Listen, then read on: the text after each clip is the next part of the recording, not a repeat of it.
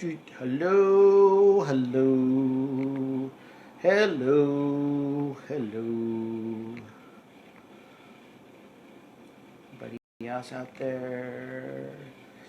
Hello, hello, hello, hello, everybody. It's that time again. Thank you very much. Thank you very much. It's that time again. I could tip cows with my voice. Yes, I can. Yes, I can. Yes, I can. I can tip cows with my voice. Thank you very much. Thank you very much. Thank you very much. Hello, everybody. I'm doing a quick little invite. Hello. Hello, everybody. How's everybody's, what is it, Thursday? I'm a dad, and I get dad brain sometimes, and man, it's crazy. Yeah. Cool. Hello, everybody. Hello. Let's see. What do I got here? Inviting people to come on in. Go. Hello. Good afternoon, everyone, and welcome to Breaking Bread with Lavelle Voyage. I am your host, and thank you so much for joining me on this awesome journey. We have such a great show for you tonight. We actually have two masterminds in the world of wine, and up and coming and innovative, inspiring. This is the thing that you want to see in the industry, and I can't say it enough to celebrate it. I think this is an important word to use, is to celebrate and open things up, open doors up.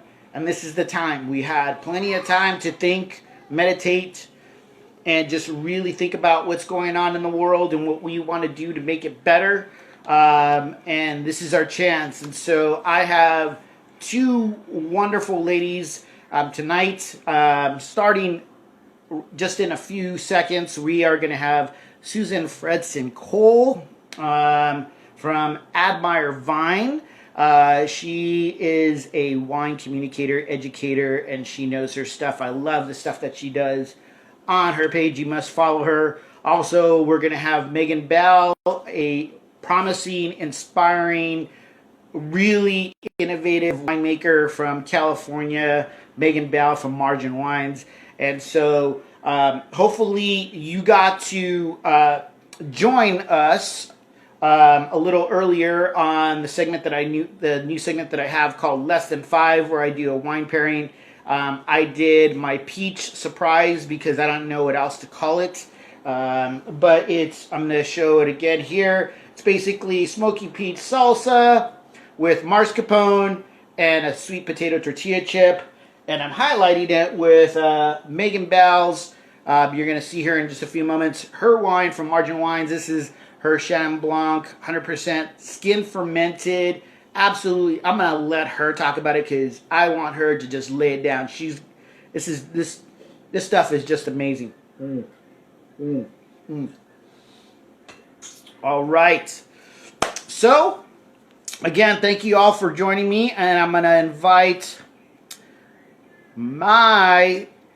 the woman of the hour. Here we go.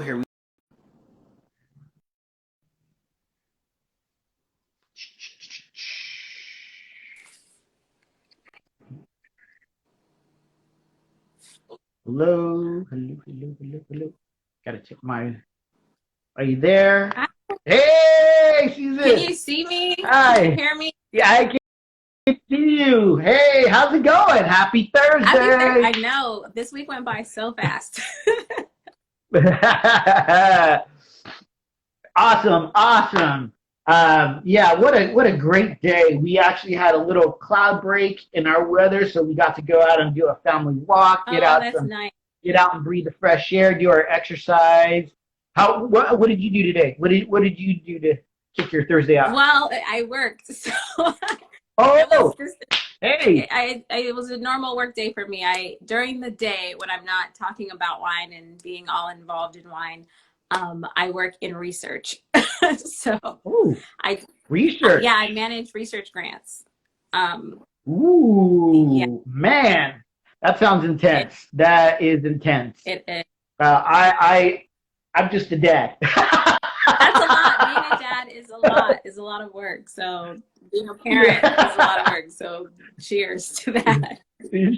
Cheers to you. What, are you drinking anything right now? I am. I'm finishing off. I have like a cloud nine rosé. I just did a post on it. So I'm drinking a rosé. It should probably be done here tonight. So Awesome. How's it drinking? very well. It's a bit Yeah. chilled. It's been in the fridge, so it's refreshing enough to kick off Very nice. the Very pre nice. Friday. Have a pre Friday. It's always Friday, right? It's Exactly. always Hey, Friday, it's pre Friday all Friday. the time. I wish. So, um, you know, I really want you to tell your story. So, Susan, please go ahead and just introduce yourself. Let the viewer know who you are, what you do, how awesome you are. Go ahead. Well, I am Susan. I know my page is Admire Vine, but Admire is my middle name, so it's Susan Admire. So that's where I got that from.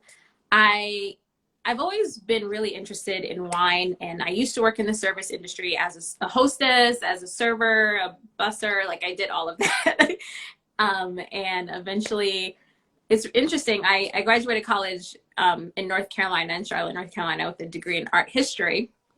And my first interview out of college was for wine sales. I wanted to get into wine sales. After being a server, I was like, okay, let's do wine sales.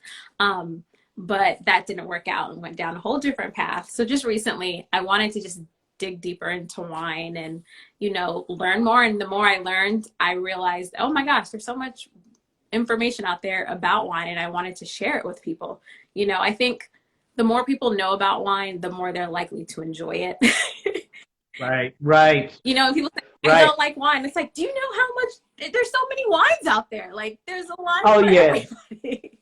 Yeah, that's the one thing I love talking about and sharing with the consumer, the drinker out there. I always say, if you love to drink, you're gonna love to drink it all right now. I mean, just the interpretations from all over the world in wine, beer, and spirits.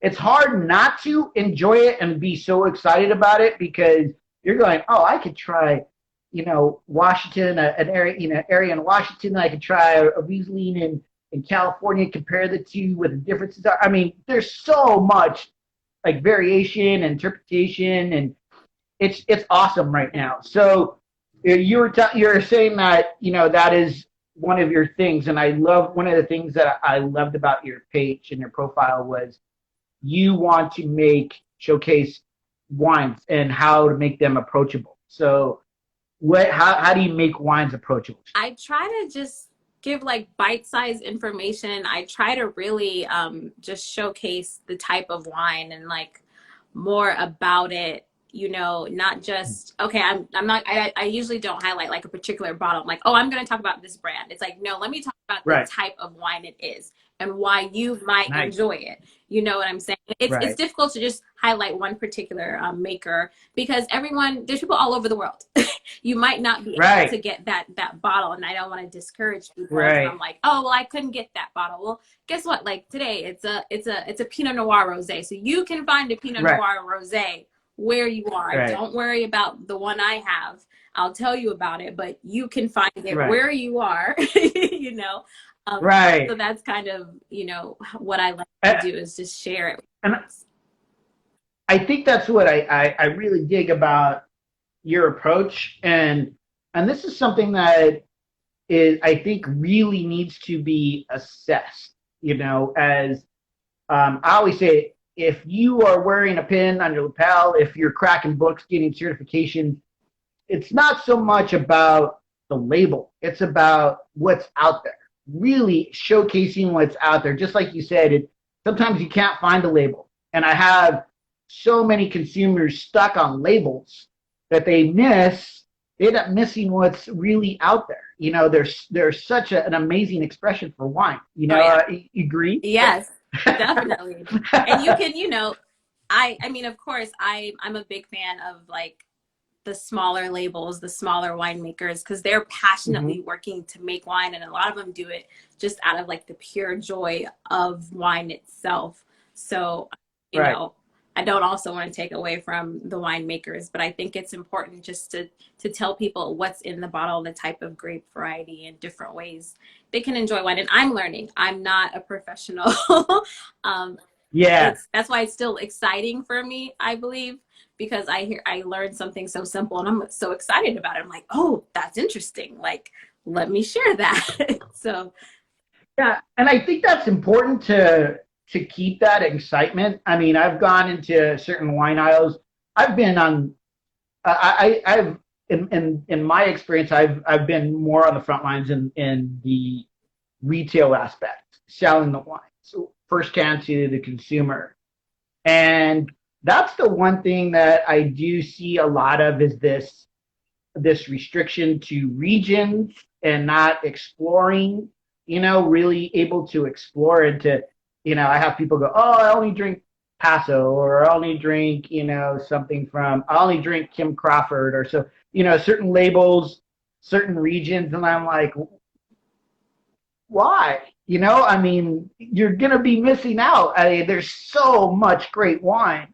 And I think it's the time for us because I always say if we didn't do that, then we would miss the women winemakers. You'd miss the small family boutique wine, you yeah, know, and you know all these really unique areas that we may not even know because we're restricting ourselves. exactly.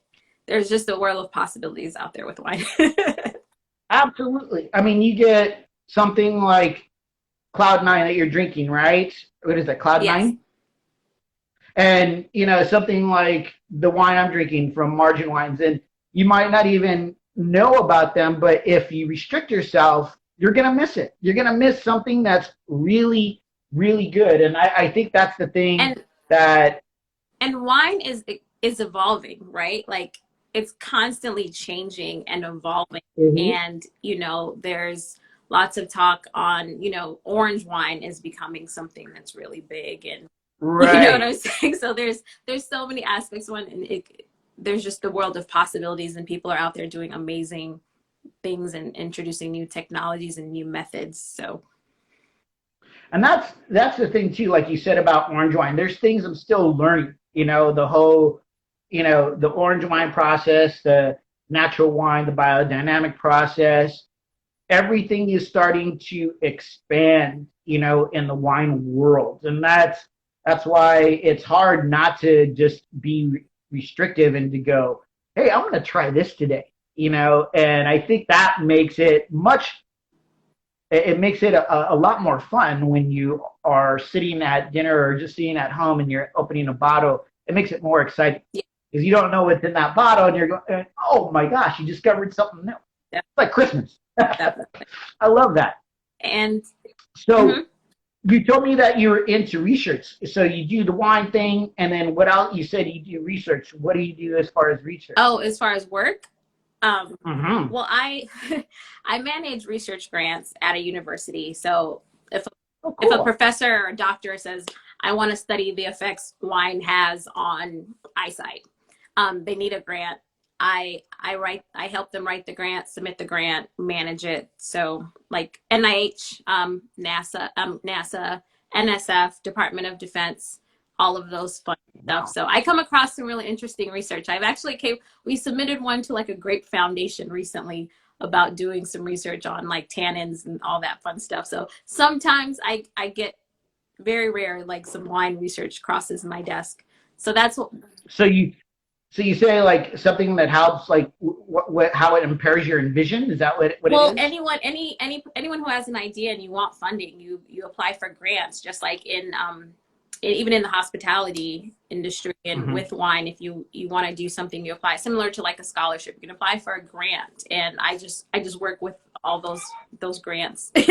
So that's where my love of research is, and being an art history major, it's history, so it's lots of books and research. And Napa Valley Wine Academy, they have a course which is the foundations of wine, and I recently signed up for that course. So it starts off with the with ground zero of wine, and then you just build from there through the Renaissance, through all the different periods. So I think that would be interesting, and I wanted to take that before I jumped into like WSET level 2 or any other certification, just to get a foundation of like, how did we get to where we are in the wine industry now? Right. How did all these wine laws come to be? So you got your WSET level 1 right now, Well, right? I took the exam February, but Uh-huh. you have to wait a couple weeks before you get any results. So Okay. Yeah. And how is that? How is taking that WSET 1? it was Describe that to the viewer. The intensity of. level 1 is pretty approachable. So anyone who's listening, like, you can definitely go ahead and try out level 1. It starts you off with like the basic grape varieties, how wine is made, what is fortified wine. So it gives you a good foundation just to get a better idea. Right. So you just learn it's just like kind of more of an overview. Yes. Like of everything. Yeah. Just what was there any particular region when you were studying that just hit you that you're like, oh, that this is the region, I love this particular region, what it's about, what they do? Well, I think for me, I think of obviously like France, like all, France is, you can't enjoy wine without picking up a bottle from somewhere, whether you're drinking champagne, Right. whether it's Burgundy, whether it's Bordeaux. So it Right. definitely piqued my interest, French wines and such. But recently I've been more interested in like Napa and California and Oregon. Mm-hmm. So, you don't dig in too much into detail within the regions in level 1. I'm sure in level 2, and if you go to level 3, you start to go that route. But I think it's just the overall, just like there's so much involved in wine. Even when you think of, oh, I only drink white wine, there's so many different grape varieties within white wine and so forth. Right. And, Yeah. So what do you want to do? Like, how far do you want to go, and what do you want to do with it once you get to that level? That's a great question.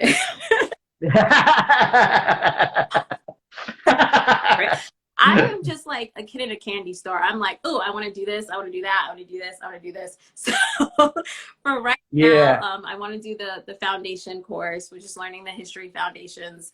And then I'm really thinking of honing in on possibly, they have a American wine education program where you learn about all of the wines within the regions in the USA. So I'm kind of tempted to go that route before I jump into old world. But if I do, I would actually start with I would like to be a German wine scholar. And I know the wine scholar, I think they're working on their German program for the German wines. So I'm interested in that. I took German in college. So Yeah, that's awesome. So awesome. I'm interested in that aspect, going that route. I love a Riesling. You can't go wrong with Riesling, and there's so many different German grape varieties. So I do that. Oh yeah, I love German Riesling, Alsatian Riesling. Even Washington. Washington really. When I discovered Washington, I was just, man, this is it. This is it for me, because I learned old world first. I started with French wines, and then I kind of started exploring to Italy and Spain and Germany. And it was like opening the Bible. When you learn all from old world, you really get the root. And I can't express this enough. It gives you so much more appreciation for California, what Oregon is doing. A lot of the same interpretation what Oregon and Burgundy kind of showcase together in their wines. And Washington does the same thing with, we all think that Washington, these wines are growing on the coast, but they're growing inland, and this really interesting volcanic and valley type area, the climate, the terroir, and it is just awesome. And then little do we know that Washington holds one of the biggest and most renowned Rieslings in the world with Santa St. Michelle, and I just dig Washington. They just do a lot of great things. But is there any other like region besides? I know you were talking about California. Any other region that just called to you? So there's definitely like California, Oregon, Germany. I've been looking into Israel. They've been making wines. I know that's not anything like super new, but it's new to me, and that's also something I want to kind of dive Right. into. Some of the other other lesser known areas making wine, like the Canary Islands, and some of these other smaller places. I'm a big fan of always the underdog. So if it's like Right. Yeah, I think that's important too. Like you were saying, making wines accessible, showcasing more Israeli style wines. You know, like more of the Greek style wines. All these more of the what we should call them ordinary. We call them more unique wine areas yeah, that should just every be day, right? on the shelf. On the grocery Yeah, store, you can pick it up. I agree, definitely. It'll get there. yeah. I think this is a call. I see a lot of in conversations that I join in, and it's been great to see a lot of people so passionate and showcasing its community. Everybody is a community, and I found even just coming in as a male, I come into a lot of the female conversations, and they're like, "Oh, it's great," hey, and it's great because it's about sharing. It's about really helping each other, supporting each other out. And I think this is the time where now that we all have our brains together, I think it's time where we need to go, okay, well, now it's time to really push. If we're somebody that is in more of a corporate level where we can get more distribution for women winemakers, Yeah. The minority driven, wineries and so Well, I forth. think the biggest thing is just, the consumer. Like consumers, we drive every market. Like if we don't buy something, it will not sell. They will take it off Right. shelves. Like I know there is, there's other systems involved, but I think as consumers, it's important for us if you're interested in something, like go to your local wine shop, ask them like, hey, do you have this? What's your Yes. selection of this? Like we have to have that voice. We're just as powerful. Like the everyday wine drinker is just as powerful. Like than anyone in the industry or anyone that's in distribution or in any other aspect of the wine industry. Simply going to your wine store and asking like, hey, I haven't noticed, Black Girl Magic Wines is really big. I don't see it on the shelves here. Like, Yeah. I don't see Brown Estate on the shelves. I don't see this brand. I don't see this brand. Like where is, Right.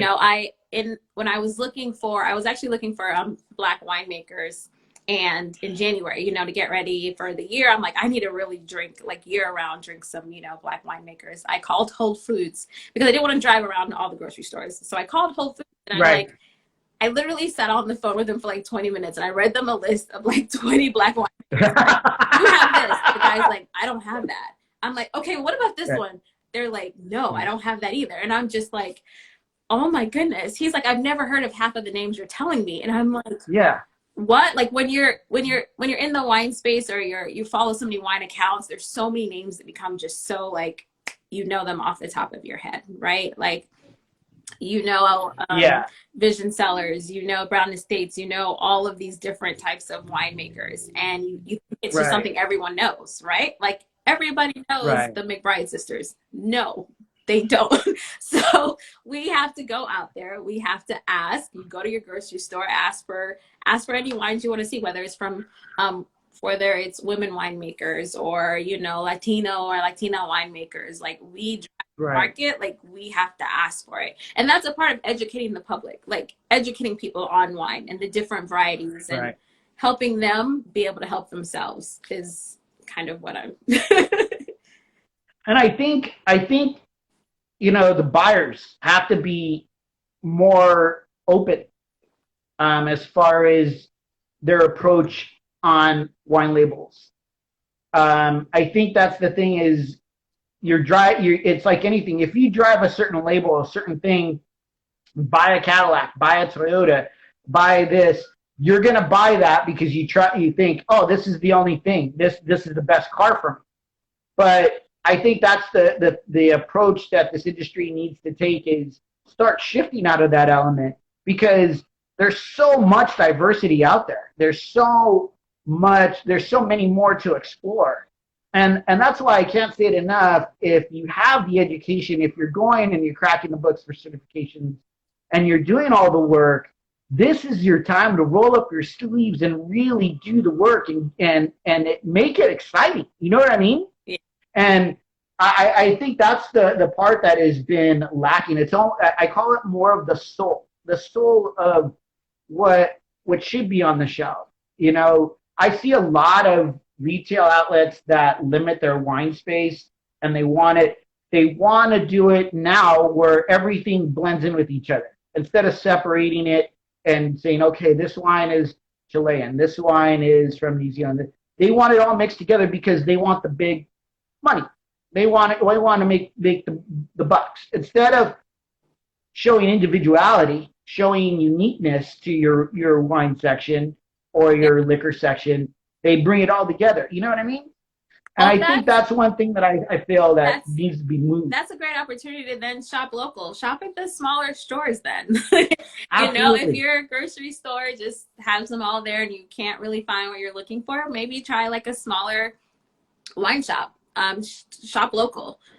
Go that route. And you get great customer service because if you go into like a local wine store and you're like, I'm kind of lost and I need some help, like there's somebody there that's like, okay, let's roll up our sleeves. Like, what do you like? Let's see. Right.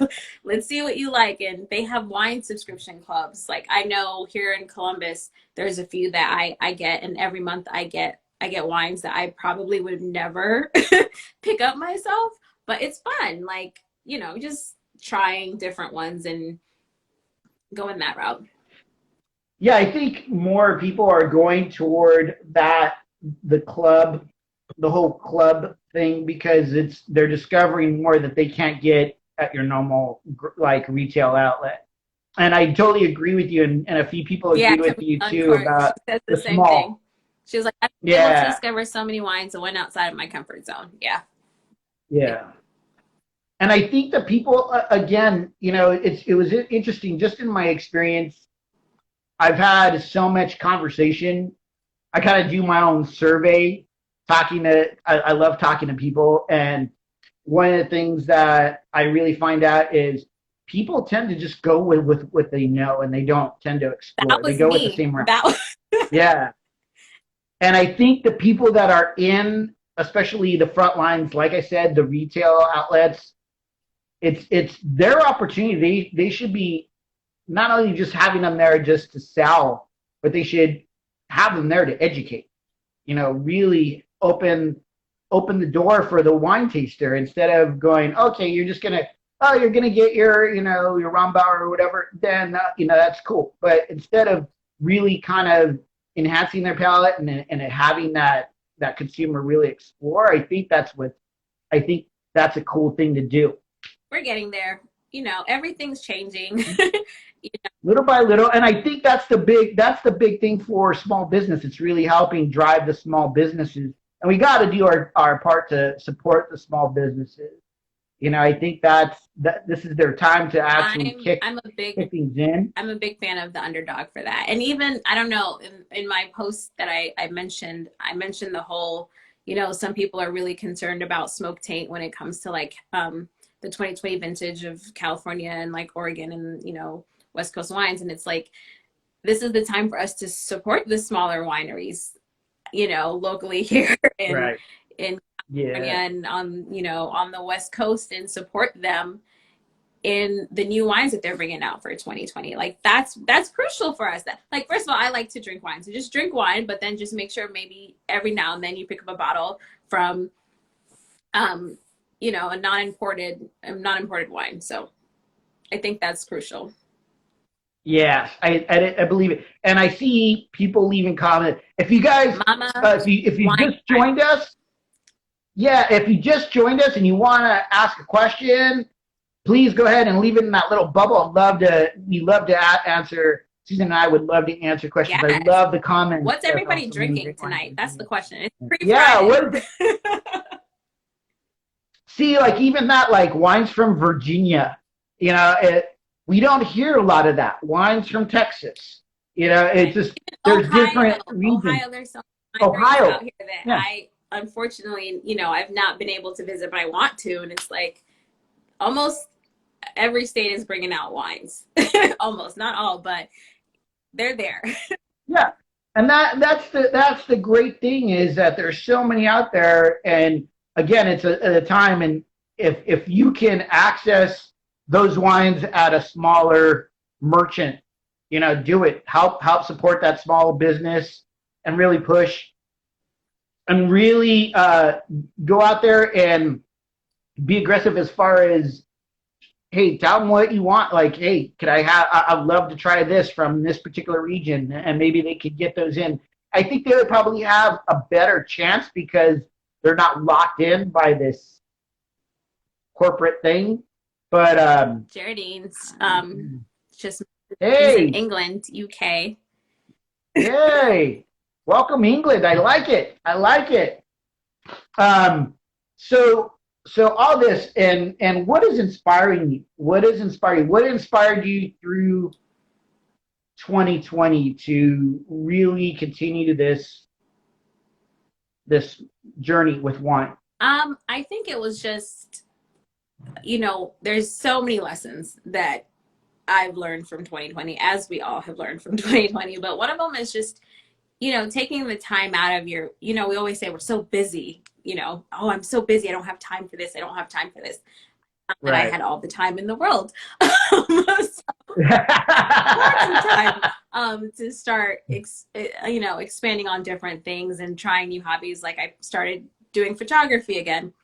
I started photography when I was like 15 in high school, like film photography. And, so I started doing photography again and, started learning about wine again. And it's just like found that I had a little bit more time on my hands. And it's like, let's explore other things, other passions, and let's see how I can merge these things together. Just, Right. I don't know, just appreciate the little things in life. And the little things in life, at least for me, sometimes just cracking open a bottle of wine, and Absolutely. and Absolutely. I was one of those people that like I always went to Chardonnay. Like if I was drinking wine, I got into a habit. Like I knew the red wine I would buy when I went to the store.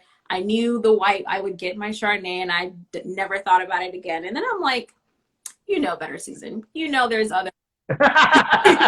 You worked in the restaurants. You were serving. You would have wine tastings at your job. We had one weekend where I literally sat in a room and opened wine bottles all day long because we had to learn the proper way to serve guests. And it's like, I know better. Mm-hmm. Like I need to I need to branch out and start tasting other wines. And what is it? SD Beautifully Made. She says, yeah, that was me, only Chardonnay. I know we get into a habit with wine when it's easy to go into the store and pick up what you know and just take it and drink it. And it's like, oh, this is easy for me. Like I don't have to think too much. I don't, sometimes it's overwhelming. The labels don't tell you much information and you're like, do I want to risk buying a bottle I don't like? I actually did something for that shopper. I actually shifted.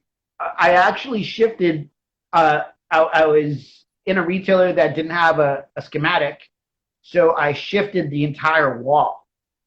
And so people that had their ordinary routines, because I was watching people and I would study, and after a certain amount of time, I started realizing they're only going from A to B. They're not even going C, D, E. They're not even traveling. No.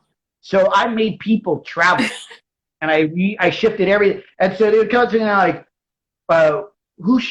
where's this at? I'm like, oh, now that's over there through this. Tell them, hey, you love history? Try this. And then they go, oh, okay. That's awesome.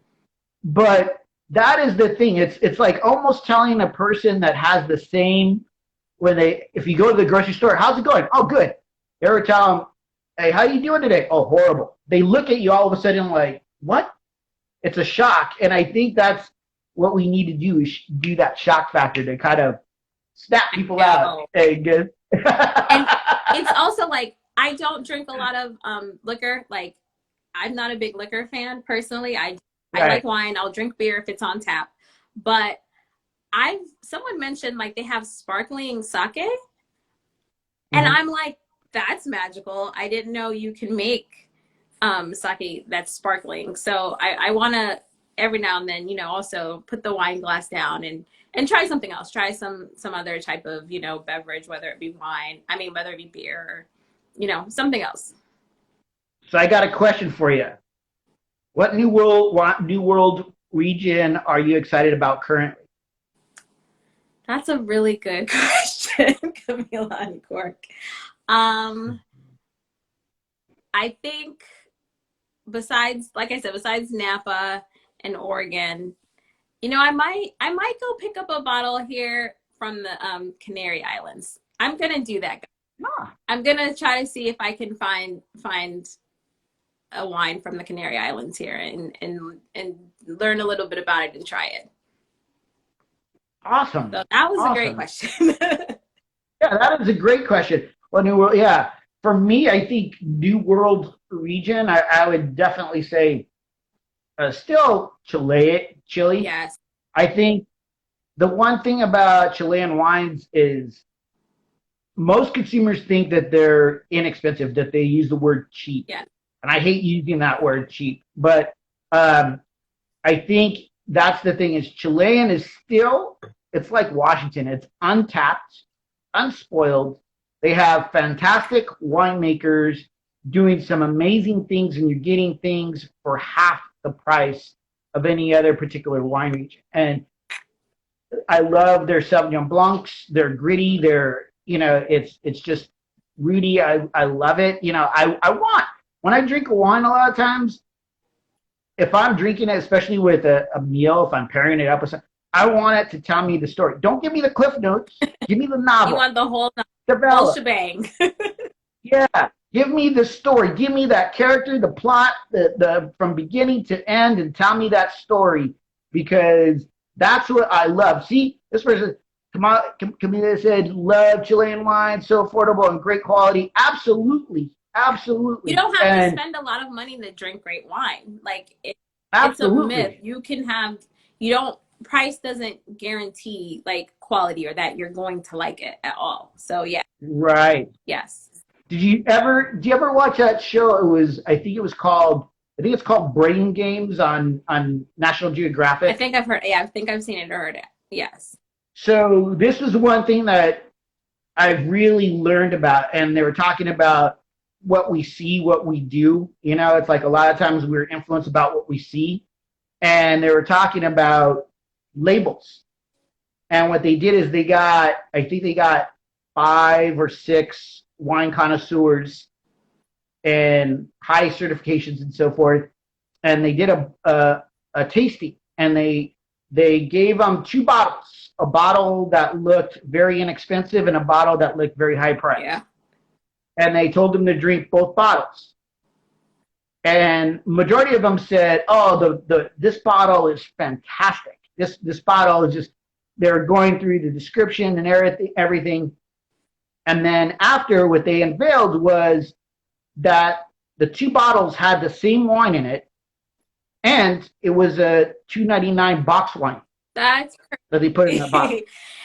So that just shows you what the influence of what we see. We hear, "Oh, if it's $4.99, it's cheap." That is just the whole false narrative on wine. And at the end of the day with wine, like, it's just meant to be enjoyed. Like, you're just supposed to drink wine to enjoy it with your meal, whether you're celebrating an occasion, whether you're with friends, whether you're alone by yourself. Like, it's literally meant to be enjoyed. We don't put the same pressure almost on food as we do wine. Like, there's so many big name places. Like, you can go to In-N-Out Burger. You can get yourself a burger under $10, and no one goes like, "Oh, you're eating In-N-Out." Like, it's still a big deal.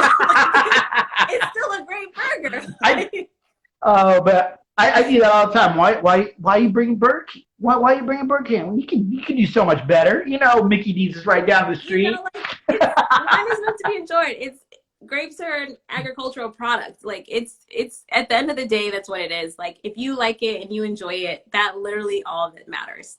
That's it. Absolutely. Either if it's in a wine glass, whether you might have it in a red solo cup for the day, like or straight out of the bottle, like yes, you know, the wine glass that you use matters, but it's just meant to be enjoyed. And the best bottles are the ones you have with people and you're laughing and you don't even remember what you really drank. Now, did you have a In and Out with Chilean Carbonara? Oh yeah, Yeah, I dig that pairing. That is a great one. In and Out with I miss Chilean Carbonara. That is. now. I miss In and Out. I don't have it here, but Oh yeah. I might try Oh that. yeah. They're actually opening one. They're planning like some zoning for ours. I think it's one of the first in Oregon or second in Really? Oregon. So So yeah. So jealous. I'm like I'm frightened because Okay, I know how. and you're in Oregon? Right. Yeah, you know, I'm now in Ohio and I grew up in LA and I lived in Charlotte, but I miss California food so much. Oh yeah. The one thing I miss from California is Dunkin' Donuts. They don't have that in Oregon, Oh, they and have it here. I that's my favorite coffee. And I'm like, there's no Dunkin' up here. What are we gonna do? So we're gonna have to go visit my family once we get out of this whole thing. I Go get the I don't Dunkin'. know if anyone here if you're familiar with El Pollo Loco. Oh yeah, I don't know yeah. why, but sometimes I just really want some El Pollo Loco chicken. Hey, that's some good chicken right there. I love El Pollo They Loco. have the best. But yeah. Well, I've been a vegetarian for since what 2000 since 2005. I've been a vegetarian slash vegan, and then did the Oh wow, pescatarian that's thing. good. But yeah, it's one of the things I'm very like happy with, and I feel like it's really kept me sane. but but yeah, even the whole I love the movement of the vegan wines too now, the natural wines. All I mean, it's happening, and this is the killer thing about just the movement of what wine is coming out with. Now I know we're getting close to ending this show with you. Oh man, what a great show! This has been Thank you so fun. much, Susan. Yeah, you were great. So many things that you brought to my attention, and even talking about the world of wine in Ohio and everywhere else. And every day I love is meeting new people and learning more. That's how we keep things going. Yes. And I love that. I love that. Thank you for having me. And everybody that joined us, thank you so much for joining us. Now, I want to ask you one more question Yes. for the $100 million question. Uh-oh, I'm getting nervous. As as as a woman in the industry, what would you like to see happen from here on in? I see a movement happening. We got to keep the gas on the pedal. What would you like to see as far as that movement? I would just like to see it become a point where women are just in the industry. Like to the point where it's the norm. Like to Right, the point where, you right. know, moments in March, you're not only celebrating women or highlighting the three women you have in your company and you put them at the forefront for 4 weeks and they're in all the events, they're Oh taking all the photo man, shoots, and then you go back to how things are. Same with Black History Month. right. Like, I just want it to be like a normal thing when you know, these wine brands and wine companies and outside of wine in any industry. My son is here. Hey, It just I know. it's just something that's normal. Like it's not a big deal. Like I don't want it to always be like such a big announcement that's made. I know he's giving you a fist pump, fist pound. Fist pump, fist Fist pump, pump. fist pump, fist pump. There we go, fist You know, and even things pump. like this, like having your kids come to work with you, just like in general, like Right. I'm tired of some things just always being like a big deal. Like, oh, it's such a big deal. Okay, bud. It's such a big deal. Like I want it to be women are just out there in the industry. We don't always have to make such we should highlight, but it should become the norm. We shouldn't be surprised when there is a woman winemaker or a woman CEO or just in any field or career path. That's what I want to see. I want to see it to be the norm. I want to see women. I want to see African Americans. I want to see Asians. I want to see Latinas. I want to see people of all walks of life in all the industries doing great things and it just being something that's like it's another Monday morning. Like it just is, you know. Amen to that. Amen to that. We need to do our thing.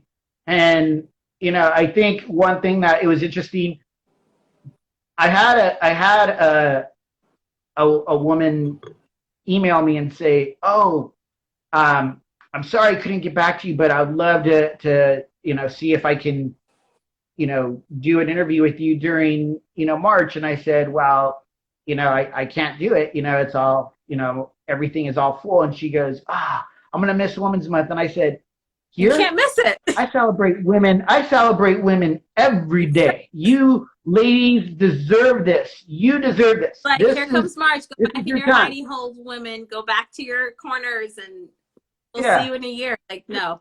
It's not about that. It's not about that. It's about celebrating you every single day and what you do. And I am so impressed. I'm so impressed in your story and what you shared with us today. Your joy, your kiddo. Next time we got to do it again. Yes. I'll bring my little kiddo. How old is your kiddo? He's 3. He's turning 4 in July. My kiddo is turning 3 next week.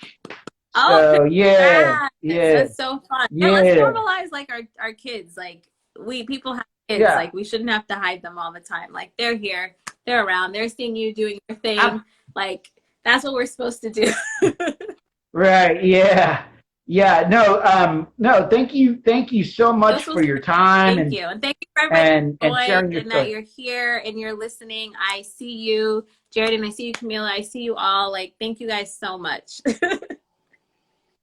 Yeah, thank you all for joining us. I really appreciate it. Anytime, hopefully you will continue to join us. Follow Susan, did I say it right? Fredson-Cole? You did, yes. I love it. I love it. Follow her on her page. She does some amazing things. She's a great communicator, wine educator. Let's keep this thing going, everyone. Let's keep it going. And let's do a little cheers. Cheers to you. Cheers to you. To you as well. All right. All right, everybody. Good night. Right. Take care. All right. Yeah. All right.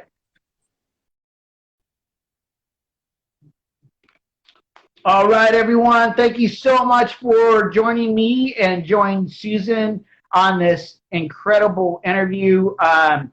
And please, if you want to see more, please go ahead and leave a comment in the message box. Remember, this is about community. It's about sharing. It's about supporting each other. We need to do this now. This is the time. We have the time. There's no excuse. We should be able to do it, and now's the time to do it. And don't forget, and just a little over, 30 minutes. Yep. And just a little over 45 minutes, I'm going to have my next guest, Megan Bell, join me from Margin Wines. We're continuing the celebration here. We're continuing the celebration of women, not just this month, but every day. And so thank you for joining me. Thank you for spending your time. Don't forget, the pairing is going to be attached to this video. So if you love what you see, if there's anything that you want to see or you have your own recipes, go ahead and throw it at me. I love to do it and showcase it here on the show. But until then, keep safe, everyone. Stay socially distanced, wear that mask, and cheers.